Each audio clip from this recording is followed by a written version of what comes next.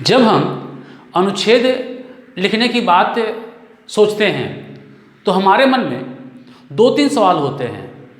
सबसे पहला सवाल कि अनुच्छेद होता क्या है, दूसरा सवाल कि अनुच्छेद और निबंध दोनों एक हैं या दोनों में कोई अंतर है, और तीसरा महत्वपूर्ण सवाल कि अनुच्छेद लिखते समय हम किन किन बातों का ध्यान रखें जिससे कि हम बेहतर अनुच्छेद लिख सकते हैं। तो हम लोग आज इस वीडियो में अनुच्छेद लेखन से संबंधित इन्हीं तीन सवालों के जवाब जानने की कोशिश करेंगे। तो सबसे पहले हम देखते हैं कि अनुच्छेद होता क्या है, तो उसे मैं परिभाषा के रूप में यहाँ बता रहा हूँ। सबसे पहले कि अनुच्छेद के लिए एक विचार होता है, एक विषय होता है, एक भाव होता है। तो उसे हम लोग लिखेंगे कि अनुच्छेद लेखन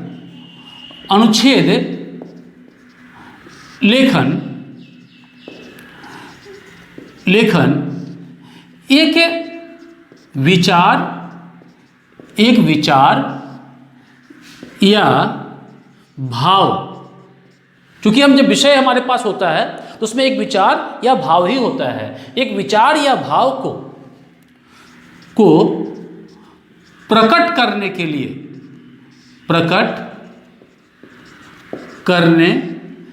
लिए सुव्यवस्थित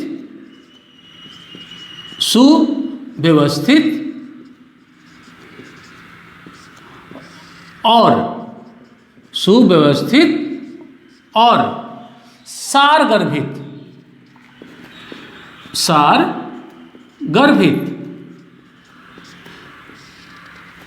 एक वाक्य समूह है। यह है अनुच्छेद लेखन। और इस अनुच्छेद लेखन की परिभाषा को या अनुच्छेद लेखन क्या है, इसको हम अगर ध्यान से देखेंगे तो हम पाएंगे कि दो तीन बातें हमारे सामने आती है। सबसे पहली बात कि यह जो है एक भाव या विचार को लेकर चलता है। दूसरा कि जब इसे लिखा जाता है तो वह सुव्यवस्थित और सारगर्भित होता है। सारगर्भित यानी जो लिखना है उसे ही, अनावश्यक रूप से हम किसी बात की चर्चा नहीं करते हैं। और तीसरी बात हम जो देख रहे हैं कि यह एक वाक्य समूह होता है, यानी अनुच्छेद लेखन में एक से अधिक वाक्य समूह नहीं होते हैं। इसलिए इसको इंग्लिश में कहते हैं पैराग्राफ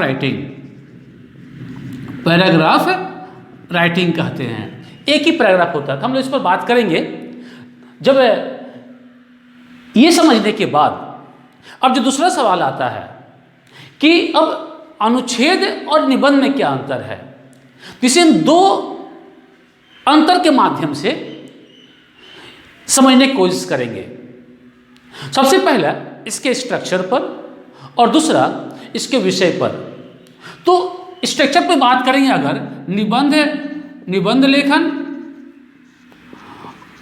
निबंध और अनुच्छेद पर अगर बात करेंगे हम लोग, तो जो पहली बात आती है विषय पर, तो इसमें जो है एक भाव या विचार होता है। अनुच्छेद में एक भाव या विचार होता है। ठीक, हम लोगों ने यहां देखा है जो सारगर्भित होता है।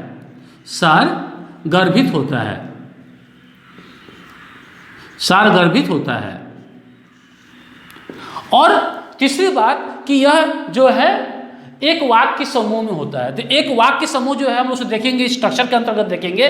लेकिन ये दो महत्वपूर्ण बात है, एक भाव या विचार और दूसरा वो सारगर्भित होता है। ये अनुच्छेद लेखन हुआ। तो निबंध इससे अलग कैसे है? निबंध में जो हम देखते हैं कि निबंध में एक से अधिक भाव या विचार का समावेश हो सकता है।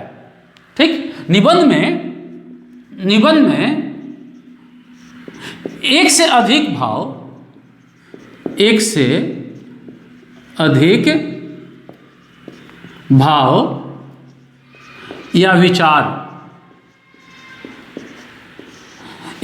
भाव या विचारों का समावेश हो सकता है। दूसरी बात हम जो देखते हैं, हम जो यहाँ कह रहे हैं कि अनुच्छेद जो है वह सारगर्भित होता है, वहीं पर हम देखेंगे कि जो निबंध होता है वह सारगर्भित नहीं बल्कि वह विस्तृत होता है। यानी उसका जो लेखन होता है वो विस्तृत होता है, उसमें लिखने की संभावना अधिक होती है, उस स्पेस अधिक होता है। ठीक है, तो ये जो है चला आ रहा है आपका उसके विषय पर। अब स्ट्रक्चर क्या है? स्ट्रक्चर इससे बताया मैंने यहाँ कि एक वाक्य समूह होना चाहिए। किसके लिए? तो अनुच्छेद के लिए। तो अनुच्छेद में हम देखेंगे कि इसमें जो है एक वाक्य समूह, एक वाक्य समूह, यानी इसमें जो है वन पैराग्राफ जिसे कहते हैं, सिर्फ जो है वन पैराग्राफ रहेगा। इससे अधिक जो है हम पैराग्राफ की बात यहाँ नहीं करेंगे। लेकिन जब हम निबंध की बात करते हैं, जब हम निबंध की बात करते हैं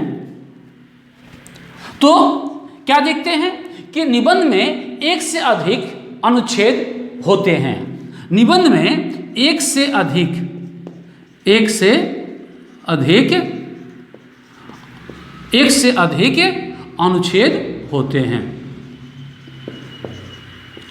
अनुच्छेद होते हैं, तो ये जो दो बातें हैं इसे दिमाग में रखना बहुत जरूरी है।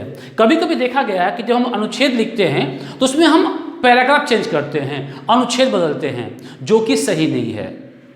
अनुच्छेद लेखन में हम अनुच्छेद नहीं बदलते हैं, शुरू से अंत तक एक ही वाक्य समूह होता है और उस वाक्य समूह में ही हम उस विचार को, उस भाव को व्यवस्थित रूप से सारगर्भित तरीके से लिखते हैं।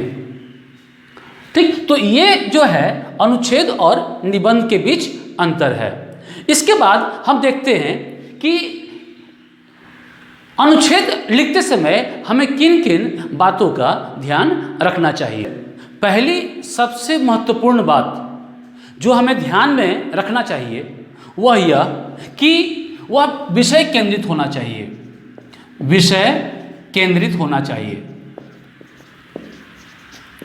विषय केंद्रित होना चाहिए। जब विषय केंद्रित की बात करते हैं तो इसका अर्थ यही है कि जब भी हम अनुच्छेद लिखते हैं तो हमें कोई ना कोई विषय मिलता है।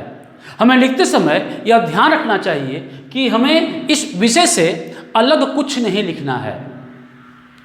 तो यह एक महत्वपूर्ण है। जब हम विषय पर अपने दिमाग को लगाएंगे, केंद्रित करेंगे, तो यह जरूरी हो जाता है कि हम बाकी बातें ना सोचें, नहीं तो अनुच्छेद बड़ा होता चला जाएगा और जो बात हमें लिखनी चाहिए वो हम लिख नहीं पाएंगे।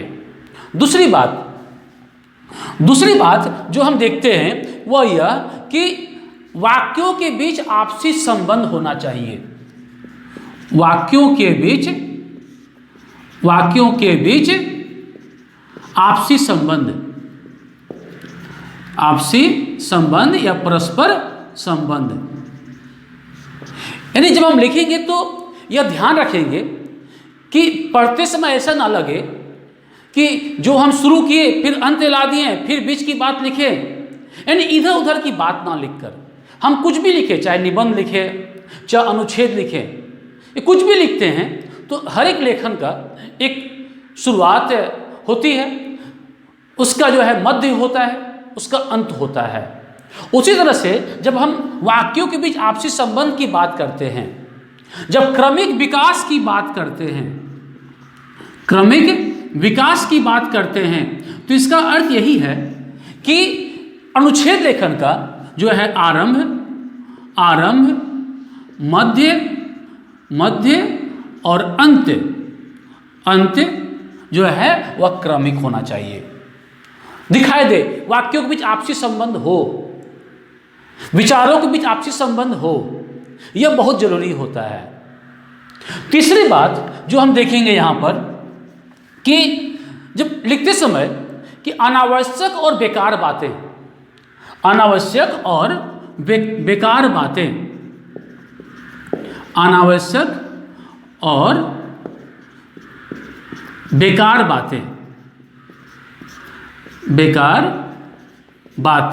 न लिखें,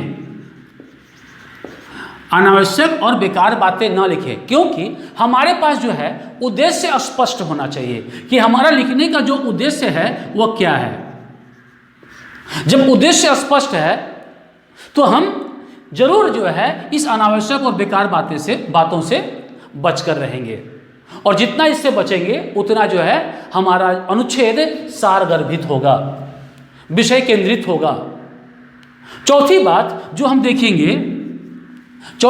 देखेंगे कि जब हमारे पास विषय है तो विषय में एक मूल भाव होता है, एक मूल विचार होता है। जैसे उदाहरण के लिए एक विषय अगर दे दिया जाए तो जीवन में खेल का महत्व ये विषय है। तो इसके जो मूल में है वो खेल के महत्व है, जीवन में विषय के रूप में आ जा रहा है।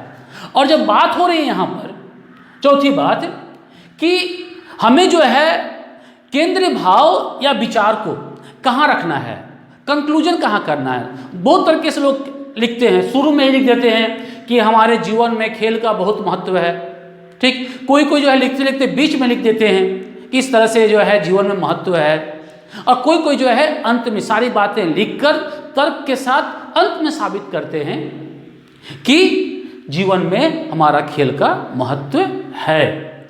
तो इन तीनों में से बेहतर किसे माना जाता है? तो इन तीनों में से केंद्रीय भाव को सबसे अंत में रखना, केंद्रीय भाव को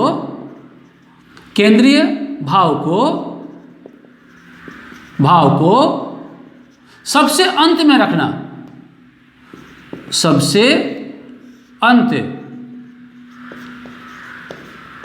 में रखना अच्छा माना जाता है। यानी हम पहले तर्क दे दें, अपनी बातों को रख दें, और बातें रखने के बाद ये स्पष्ट करें कि इन बातों के आधार पर हम कह सकते हैं कि हमारे जीवन में खेल का महत्वपूर्ण स्थान है। उसके बाद जो हम देखते हैं, केंद्रीय में से बड़ी ही कर देते हैं।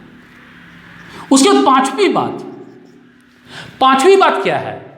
पांचवी बात है अनुच्छेद को आकार को लेकर, कि अनुच्छेद का आकार कैसा होना चाहिए, यानी वह कितना बड़ा होना चाहिए।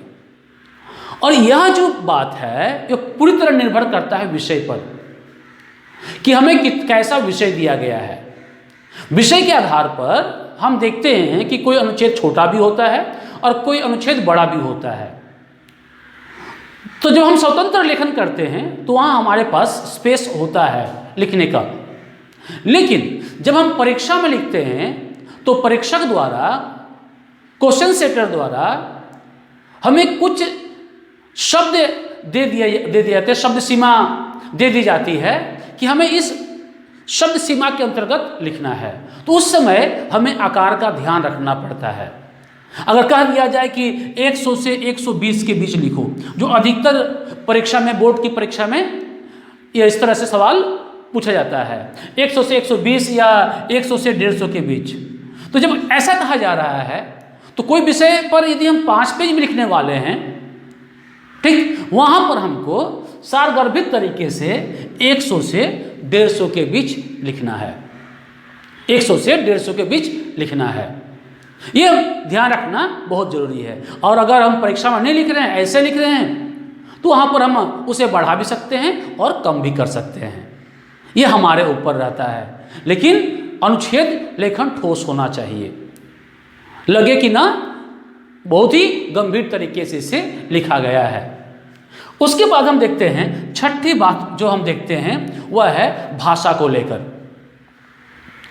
भाषा कैसी होनी चाहिए? जब हम लिखते हैं तो अपने लिए नहीं लिखते हैं, सामने वाले के लिए लिखते हैं, ताकि हम जो लिखें वह सामने वाले को समझ में आ जाए।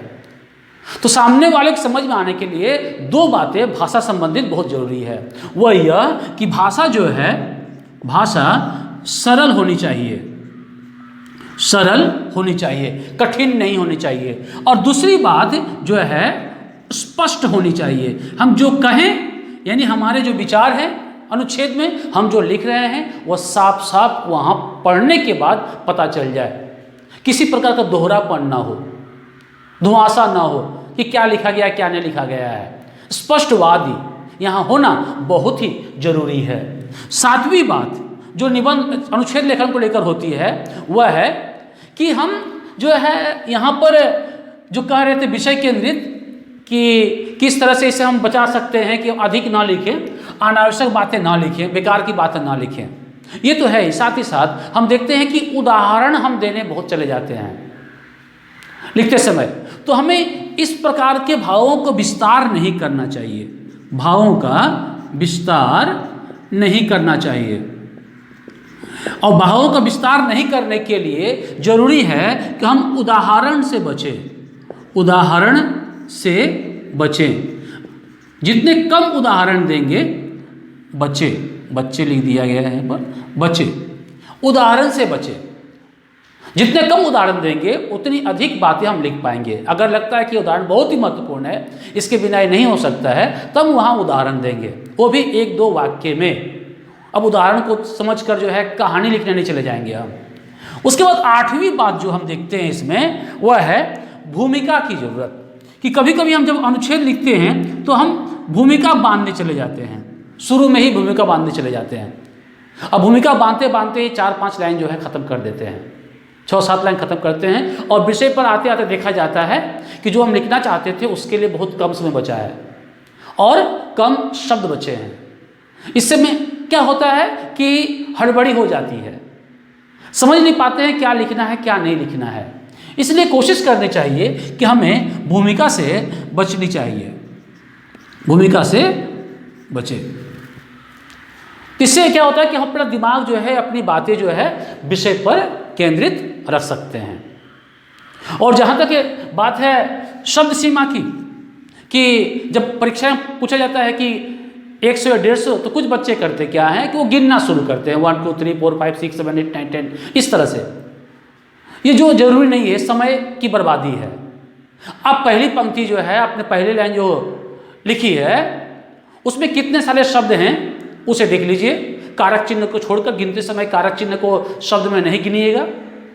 अब देख लीजिए, अगर पहली लाइन में अगर 10 शब्द हैं और हमें लिखना है 100 लिखना है, तो यानी हमें 10 वाक्य या 10 लाइन लिखने हैं यहाँ पर, या 15 लाइन 12 लाइन लिखना है। तो इन बातों का हम ध्यान रखकर हम अनुच्छेद को बेहतरीन तरीके से लिख सकते हैं। तो आज इस वीडियो में इतना ही। धन्यवाद।